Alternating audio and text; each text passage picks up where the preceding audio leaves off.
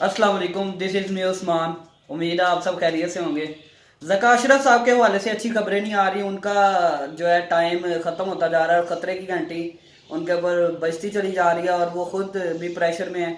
और इलेक्शन में भी उनकी कोई ख़ास मुझे नहीं लगता कि कोई मदद होगी। उसके बारे में बात करेंगे। और चैंपियंस ट्रॉफी के हवाले से इंडिया की टीम स्टिल जो है ना वो नहीं आने को तैयार पाकिस्तान। और इनकी खबरें जो है, ये वाली खबरें जो कि 2-3 दिन पहले मैंने बता दी थी आपको। और वही हुआ कि जो जिस चीज़ का डर था 2025 की चैंपियंस ट्रॉफी के हवाले से इंडिया नहीं मान रहा कि पाकिस्तान वो आगे खेलेंगे। इसके बारे में बात करेंगे। और शादियों का सीज़न पीक पे चल रहा है जी, उसके बारे में बात करेंगे। और अहमद शहजाद बड़ी अच्छी परफॉर्मेंसेस देते नजर आ रहे हैं, उनके बारे में डिस्कस करूंगा। तो चलते हैं जी आज की खबरों की तरफ। उससे पहले अगर आप चैनल पर नए हैं तो सब्सक्राइब कर लें, पेज पे नए तो फॉलो कर लें, बेल आइकन प्रेस कर लें, पोस्ट नोटिफिकेशन ऑन कर लें ताकि हर आने वाली नई खबर सबसे पहले आप तक पहुंच सके। तो चलता हूं जी पहली खबर की तरफ, जो कि ज़का अशरफ के हवाले से आ रही है। ज़का अशरफ साहब बिल्कुल भी खुश नहीं है और उनके लिए बिल्कुल भी आगे जो क्रिकेट बोर्ड में चेयरमैनशिप के हवाले से जो बातें चल रही हैं वो बिल्कुल सही चल रही हैं, क्योंकि उनकी बीए की डिग्री भी जो है वो नहीं है और आइंदा आने वाले इलेक्शन में कभी भी वो पार्टिसिपेट नहीं कर सकेंगे। किसी भी टीम किसी भी इलेक्शन कैंपेन में वो पार्टिसिपेट नहीं कर सकेंगे। और यही 2-3 महीने जो इनके थे वो ख़त्म हो जाएंगे और उसके बाद क्रिकेट बोर्ड को वो खैरबाद कह देंगे।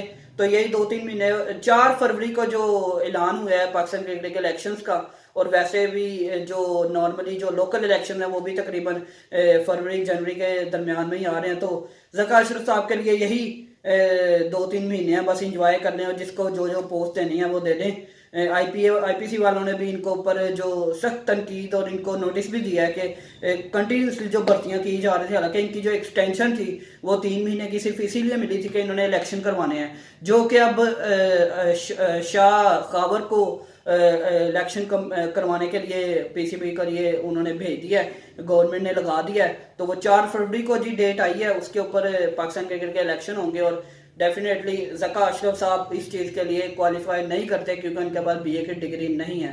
तो चौधरी साहब अब जो है वो अपनी शुगर मिलें ही चलाएंगे, जो कि पहले चलाते आ रहे हैं। तो क्रिकेट बोर्ड से इनका वास्ता ख़त्म हुआ। तो नेक्स्ट भी ना कोई इस तरह का कोई कानून है और ना ही कोई इस तरह की अपॉइंटमेंट होने की कोशिश है कि वो आगे इनको एक्सटेंशन भी अब मुश्किल से ही मिलेगी। तो ज़का अशरफ साहब की जो गेम थी, टेन्योर था, वो ख़त्म हुआ, कम्स टू एंड।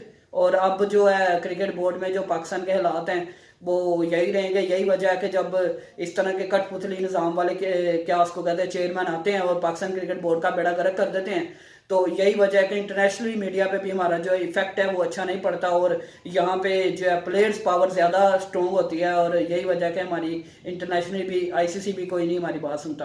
तो आप बदले में आप देख लें बीसीसीआई की तरफ आए तो उनका बोर्ड बड़ा स्ट्रॉन्ग है। आप रोहित शर्मा और विराट कोहली को देख लें, उनकी इतनी पावर नहीं है, हालांकि वो बहुत तगड़े प्लेयर हैं, लेकिन क्या उसको कहते हैं उनका स्ट्रॉन्ग बोर्ड है। वो किसी भी प्लेयर को, इवन के वो आईपीएल के अलावा कोई लीग भी नहीं खेलने देते। तो बीसीसीआई का जो बोर्ड है बड़ा तगड़ा बोर्ड है, वो पाकिस्तान क्रिकेट बोर्ड की तरह चुन्नू मुन्नू नहीं है वो कि जो आया सरकारी तरीके से चला लिया, भर्तियां कर ली, ये कर लिया, वो कर लिया। नहीं, उधर प्रॉपर तरीके से जो है सारा मैनेजमेंट का काम होता है। और क्या उसको कहते हैं गवर्नमेंट के साथ उनके लिंक्स हैं, यही वजह कि वो पाकिस्तान आने को खेलने को तैयार नहीं होते। तो चलें, इंडिया की अगर बात शुरू हो ही गई है तो मैं चैंपियंस ट्रॉफी के हवाले से जो मैंने 2-3 दिन पहले आपको बता दिया था कि इंडिया ने नहीं खेलना और वही बात हुई। आज इंडियन मीडिया के ऊपर जो है वो खबरें शुरू हो गई हैं, उनके क्या उसको कहते हैं सहाफ़ियों ने बातें उठाना शुरू कर दी हैं कि पाकिस्तान क्रिकेट बोर्ड जो है जो मर्जी कर ले, हम लोगों ने पाकिस्तान में चैंपियंस ट्रॉफी खेलने नहीं जाना। क्योंकि पिछले दिनों जो खबरें चल रही थी, जब एशिया कप हुआ था तो वो कह रहे थे कि आईसीसी का जो इवेंट आएगा उसमें इंडिया की टीम आएगी, लेकिन अब वही बात हुई है। और क्या उसको कहते हैं इंडियन मीडिया में खबरें शुरू हो गई हैं कि चैंपियंस ट्रॉफी जो कि 2025 में होने जा रही है, कबल वक्त बातें नहीं थी, लेकिन मैंने आपको ऑलरेडी कह दिया था कि ये बातें होने जाएंगी और होंगी। और वही बात हुई कि कल ही खबरों में शुरू हो गया इंडियन मीडिया के हम लोगों ने चैंपियंस ट्रॉफी खेलने पाकिस्तान में नहीं जाना। अब क्या हो गया, पाकिस्तान के वही ज़का अशरफ साहब ने स्टेटमेंट दिया हम ये कर देंगे। वो ज़का साहब की तो खुद अपनी पोजीशन जो है वो खतरे में पड़ी हुई है, उनको तो अपने लाले पड़े हुए हैं, उन्होंने क्या स्टेटमेंट देनी है और क्या आगे मामला को चलाने हैं। लेकिन ये कि पाकिस्तान क्रिकेट बोर्ड के अंदर आगे देखे आने वाले जो चेयरमैन है वो किस तरह उनको लेके चलते हैं।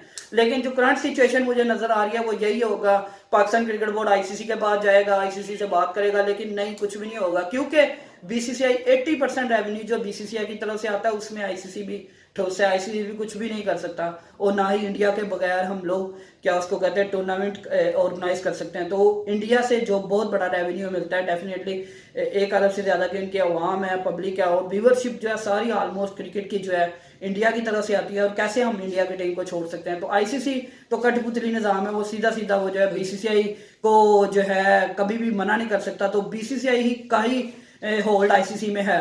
तो देखा जाए तो मुश्किल लग रहा है, क्या उसको कहते हैं, अब बीसीसीआई कभी भी नहीं मानेगा।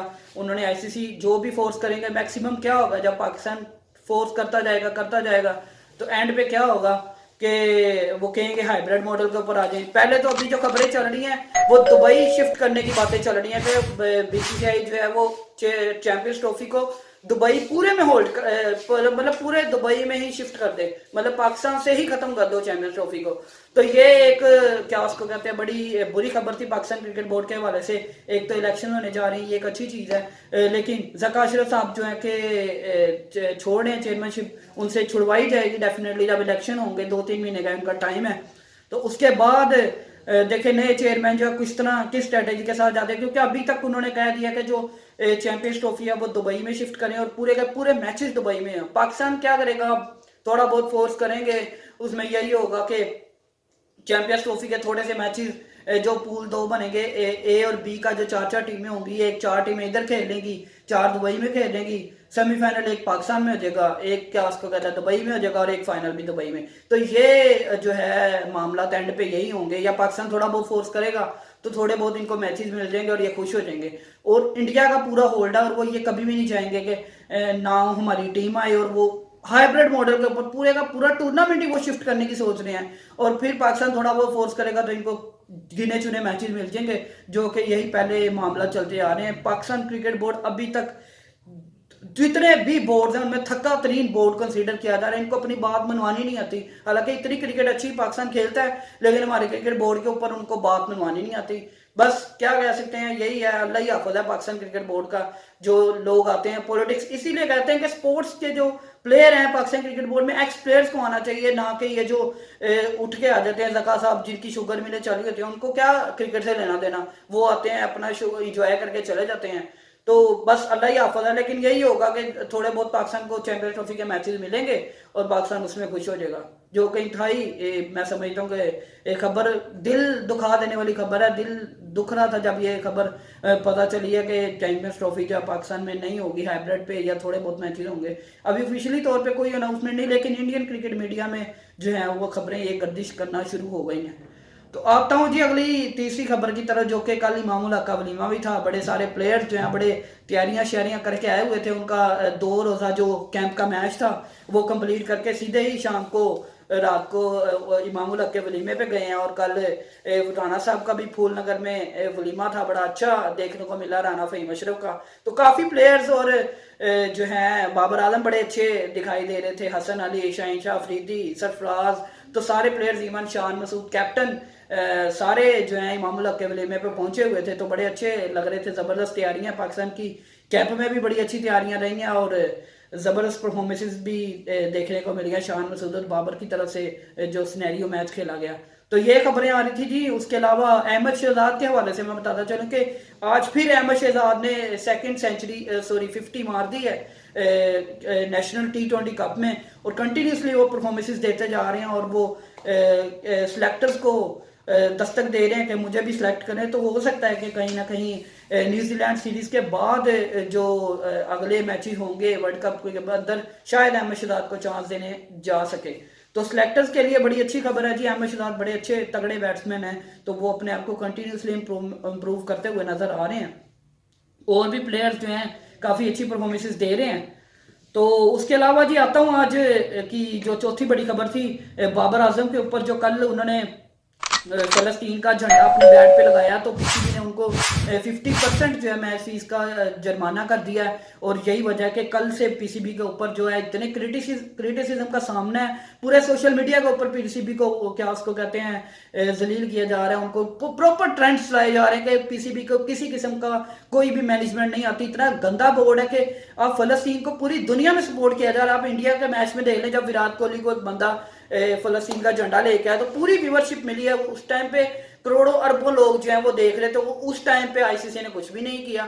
तो अब इनके बोर्ड के अंदर ही करना था, तो पूरे सोशल मीडिया के ऊपर स्टैंड विद आदम खान के ट्रेंड चल रहे हैं। और मैं समझता हूँ कि पीसीबी को बड़ा क्रिटिसाइज किया जा रहा है कि ये एक इंतहाई गंदी अप्रोच थी, सिर्फ उन्होंने एक बैट के ऊपर फ्लैग ही लगाया था, इसमें कोई इतनी बड़ी बात नहीं है। इवन कि अब उनको ये भी कह रहे थे कि आप अगर दोबारा यूज करेंगे जो एक मैच के ऊपर पाबंदी भी लगा दी जाएगी।